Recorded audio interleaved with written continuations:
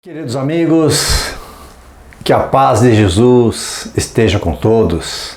Hoje nós vamos conversar sobre amor materno e amor filial. Todos, eu diria, a maioria das pessoas, pais e filhos, já devem ter escutado esta expressão, amor materno e amor filial. E nós vamos conversar este assunto que foi extraído do Livro dos Espíritos, da doutrina espírita, que diz na questão 890 que será uma virtude, falando sobre a definição daquilo que seria amor materno e amor filial, será uma virtude o amor materno ou um sentimento instintivo comum aos homens e aos animais? Olha só a pergunta de Allan Kardec, então, para os espíritos que participaram da codificação. E a resposta é a seguinte: uma e outra coisa. A natureza deu à mãe o amor por seus filhos, no interesse da conservação deles. Muito bem. Quem é a natureza a qual se referem aqui os espíritos? É Deus. Deus é a natureza. Deus engloba tudo, inclusive a natureza. Então, este sentimento, esta virtude do sentimento do amor materno, foi transmitida por Deus às mulheres para que elas pudessem guardar os seus filhos de uma maneira que desse uma proteção a eles. E nós vemos nas mães cuidadosas esta proteção, esse interesse, muitas vezes até excessivo, mas de uma maneira geral, de um interesse total pelos filhos. E entendemos também que neste caso dos animais, que a pergunta faz parte também, este amor se limita às necessidades materiais, cessam quando terminados os cuidados. E nós também percebemos nos animais, das mães, que dos animais ali, aquele cuidado com as crias, aquele cuidado especial, e você fica tocado pela ternura deste animal para com os seus filhotes. Mas o animal entende que, terminado este período em que o filhote necessita da atenção especial da mãe, cessando a necessidade material, a mãe então se retira, vai cuidar das coisas dela, dos próprios alimentos, da própria vida, da vivência dela, e os animais também têm que procurarem a mesma situação. Então, no homem é diferente, No sentido das mães humanas, elas persistem este amor, persistem para a vida inteira e até no além-túmulo. Por quê? Porque sempre vão comportar devotamento e abnegação. A mãe, quando é devotada e tem essa abnegação e virtuosamente o amor materno está nela, e ela consegue passar então esse amor materno para os seus filhos, este amor é para sempre, não importa aquilo que aconteça com o seu filho, ela está ali do lado dele a vida inteira, orientando, dando forças. Pelo menos este é o caminho. Quando um filho vem através dos pais que se comprometeram a tê-lo, é necessário que esses pais entendam então que o caminho deste filho não será apenas por um tempo. Entendemos também que os pais devem tomar cuidado quando o filho faz ali seus 18 anos, alguns dizem aos filhos: agora é por sua conta, daqui para frente você que se vire, você vai ganhar o mundo e você então que se vire.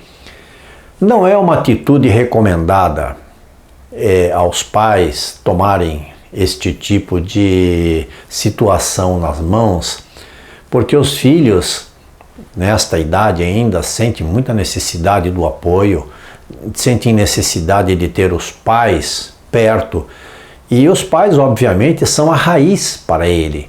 E essa raiz, essa árvore frondosa que significam os pais, é onde ele precisa descansar, não é? Tomar ali a sua sombra nos problemas, nas dificuldades da vida. Então, insistimos para que os pais tomem cuidado na criação dos seus filhos para que não haja esse tipo de situação. Na questão 891 do mesmo capítulo, nós temos uma explicação para uma situação que ocorre com frequência nos dias atuais. Estando na natureza o amor materno, Deus, não é? De novo, nós entendemos que é Deus quem coloca este amor para as mulheres, para que elas sintam, através da virtude de ser mãe, que tem ali um ser que necessita delas, como dissemos anteriormente. Estando na natureza o amor materno, como é que há mães que odeiam os filhos não raro, desde a infância deles? Olha só. É uma pergunta que nós podemos considerar como sendo sempre atual. Existem mães que detestam os seus filhos, infelizmente, isso acontece. Existem mães que não queriam ter os filhos, em algum momento decidiram que não queriam este filho e que não tinham pensado em tê-lo.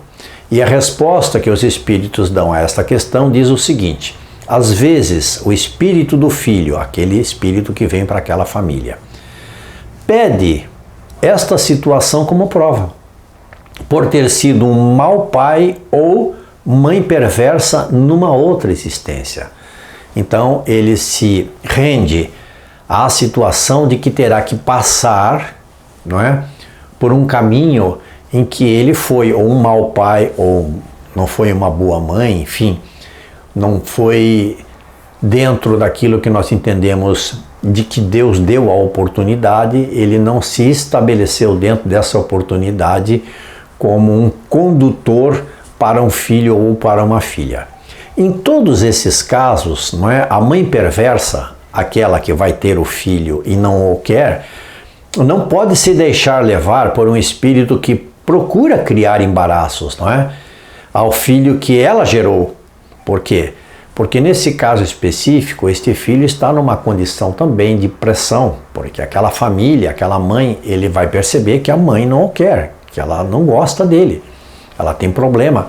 E isso nós vemos de uma maneira bem frequente nos dias atuais. Ou o pai ou a mãe, muitas vezes, rechaçando o filho. Não quero, não gosto dele. Quando ele chega perto de mim, eu sinto um mal-estar. Essas coisas acontecem e vêm de encarnações outras, né, em que ou mãe ou filho ou aquela família se reúnem para quitar débitos do passado, situações que aconteceram lá atrás.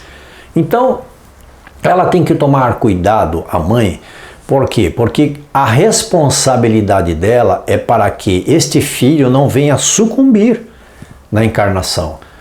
Este filho com o sentimento de afastamento dos pais, ele pode então sentir-se totalmente alijado daquela família, vindo inclusive a tomar alguma atitude drástica em relação à sua vida.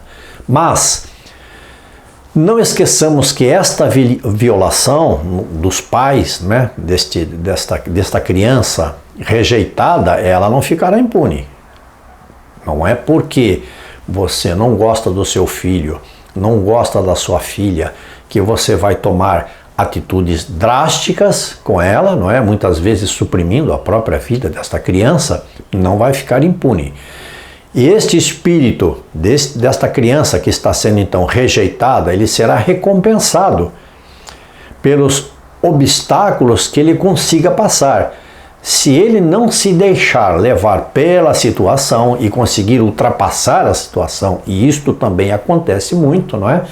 Ele acaba tomando a situação em suas mãos, ele consegue construir para ele a vida que ele necessita e ele vai receber esta recompensa por esses obstáculos que ele tenha triunfado. Lembramos sempre que essas recompensas não são recompensas em dinheiro, não são recompensas em bens materiais, mas sim são recompensas que muitas vezes não vêm nem nesta encarnação para o espírito, né? Vem no futuro, em outras encarnações, em outras situações. Finalmente, na questão 892 do mesmo capítulo, nós temos o seguinte: quando os filhos causam desgosto aos pais, não tem estes pais, não é, a desculpa por não terem dispensado carinho e ternura por estes filhos? Isto quer dizer o seguinte: tem um filho que está causando desgosto na família para os seus pais. Então os pais podem dizer assim: eu não dispensei carinho para eles, não é? Para esse meu filho, para minha filha, para os filhos de um modo geral, e hoje por isso eles estão me tratando desta maneira, eu tive que fazer muitas coisas, não pude dar atenção. E a resposta que os espíritos nos dão sobre essa questão, que é importantíssima, é o seguinte: não é? Porque é uma responsabilidade que foi confiada aos pais. Então, a desculpa por não terem dispensado carinho e ternura para esses filhos, para a espiritualidade e para os espíritos que cuidam das reencarnações, isso não quer dizer nada. Por quê? Porque é uma responsabilidade que foi confiada aos pais. E a missão destes pais é encaminhar os filhos para o bem. Então há necessidade de nós entendermos que estamos numa família sempre e que é nesta família em que nós estamos, em que acontecem a maioria dos nossos resgates. Esses desgostos aos quais nos referimos aqui são a consequência, no caso específico, né, dessa questão 892, daquilo que os pais deixaram acontecer desde o berço. Então a criança, desde o berço, não teve o carinho, a ternura necessária, não teve a atenção necessária e com isso, obviamente, não teve a educação para driblar ali as suas más tendências. Os pais não chamaram a criança a si, não tomaram aquela criança a si para que ela pudesse ser enquadrada, ser inserida na família. Então, esses pais estão colhendo aquilo que eles semearam desde o berço. Precisamos, como dissemos novamente, tomar muito cuidado com todas as situações familiares para que possamos, durante a nossa encarnação, no presente momento, resolver a maior parte dos nossos problemas. Se não conseguirmos resolver todos os problemas, que possamos então resolver a maior parte desses problemas com os nossos filhos, não é? E os filhos com seus pais, enfim, e outros que fazem parte desta parentela, desta família, para que não venhamos a retornar para a espiritualidade com mais problemas ainda a serem resolvidos em outras encarnações. Queridos amigos, é o que tínhamos hoje para conversarmos do capítulo do Livro dos Espíritos, Amor Materno e Amor Filial. Muito obrigado a todos.